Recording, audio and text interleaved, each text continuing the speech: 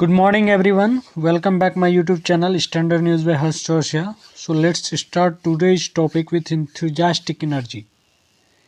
INSAT 3DS satellite sent to launch port in Sriharikota.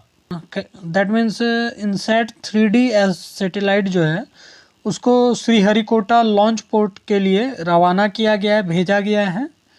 तो आगे देखते हैं, इसके बारे में जानते हैं ये कौन सा सैटेलाइट है और इसका क्या उपयोग आने वाला है। The Indian Space Research Organization (ISRO) has said that INSAT 3DS satellite has been flagged off to the launch port at the Satish Dhawan Space Center in Sriharikota.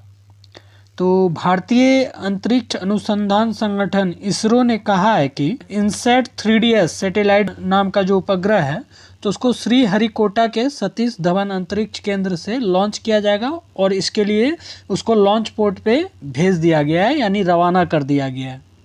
आगे देखते हैं। The satellite is an exclusive meteorological satellite with the primary objective to provide continuity of services to the existing in orbit INSAT 3D and 3DR satellites and significantly enhancing the capabilities of the INSAT system. यह उपग्रह एक विशिष्ट मौसम संबंधी उपग्रह है जिसका प्राथमिक उद्देश्य जो है कक्षा में मौजूद INSAT 3D और 3DR उपग्रहों को सेवाओं की निरंतरता प्रदान करना और INSAT प्रणाली की जितने भी सैटेलाइट अभी कक्षा में मौजूद हैं तो उसकी क्षमताओं को महत्वपूर्ण रूप से बढ़ाना है। आगे देखते हैं। The satellite is likely to be launched on board of GSLV F14 next month. तो उपग्रह जो है ये सैटेलाइट जो है वो अगले महीने GSLV F14 पर लॉन्च किए जाने की संभावना है, यानी GSLV रॉकेट के माध्यम से इस सैटेलाइट को अंतरिक्ष में छोड़ा जाना है। आगे देखते हैं। The ISRO sad it had successfully completed satellite assembly integration and testing activities at the UR Rao satellite centre Bengaluru.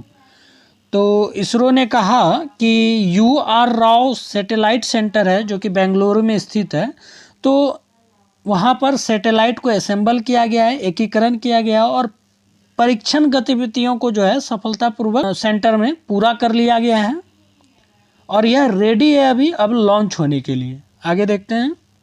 Pre-shipment review was held with the participation of members from the user community on January 25.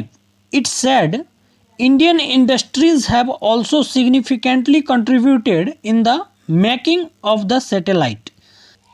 तो कहने का मतलब है कि 25 जनवरी को जो है उपयोगकर्ता समुदाय के सदस्यों के साथ, यानी कि participation of member from the user community, तो उन लोगों के साथ ये भागीदारी करते हुए इसरो ने प्री शिपमेंट समीक्षा की है और इस उपग्रह के निर्माण में, इस सैटेलाइट के प्रोडक्शन में जो है भारतीय उद्योग जो है, भारतीय उद्यमी जो हैं उनका भी उल्लेखनीय योगदान रहा है, यानी बहुत ही बढ़ चढ़ के उन्होंने इसमें हिस्सा लिया है और योगदान दिया है अपना।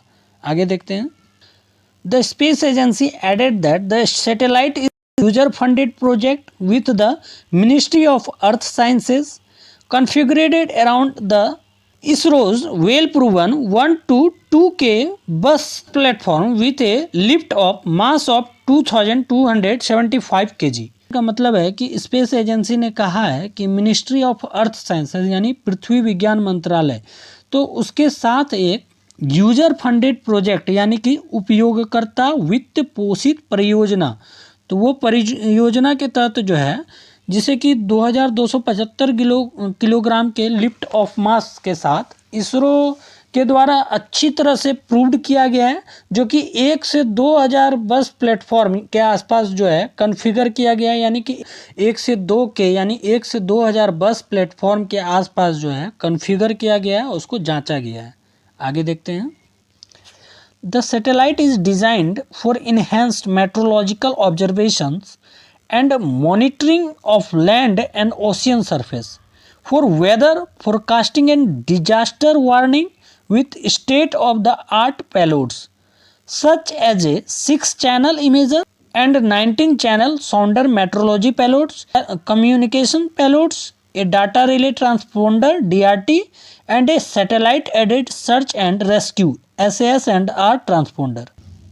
तो कहने का मतलब है कि उपग्रह को इस प्रकार से डिज़ाइन किया गया है कि एक ही सैटेलाइट में बहुत तरह के पेलोड को लगाया गया है, जिसमें कि 6 चैनल इमेजर, 19 चैनल सोंडर जो कि मौसम विज्ञान पेलोड है, और इसके जैसे बहुत सारे अत्याधुनिक पेलोड के साथ साथ जो है मौसम पूर्वानुमान और आपदा चेतावनी के लिए भी जो है उन्नत प्रकार का पेलोड लगाया गया है।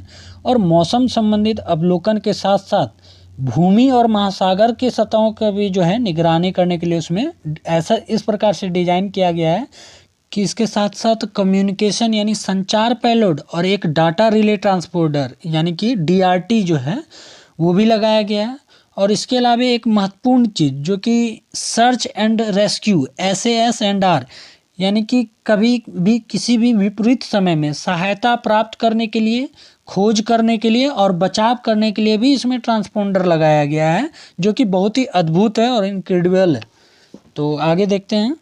The DRT instrument receives meteorological and oceanographic data from automatic weather stations and augments weather forecasting capabilities.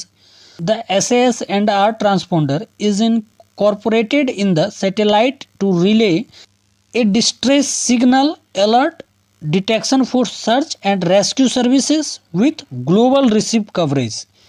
तो DRT यानी कि डाटा रिले ट्रांसपोंडर, और यह एक ऐसा उपकरण है जो कि स्वचालित मेट्रोलॉजिकल स्टेशन से जो है मौसम संबंधी और समुद्र संबंधी जो है डाटा प्राप्त करता है।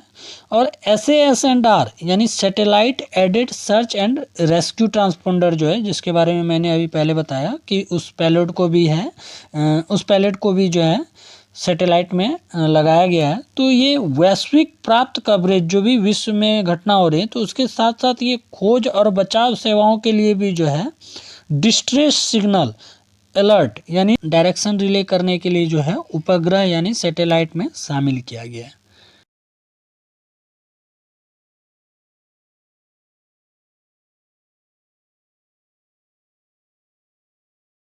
So that's all in today's video. If you like it, then subscribe now to this channel, like the video, share the video and press the bell icon so that you can get such informative videos notification immediately. See you in the next video. Till then, bye bye. Thank you.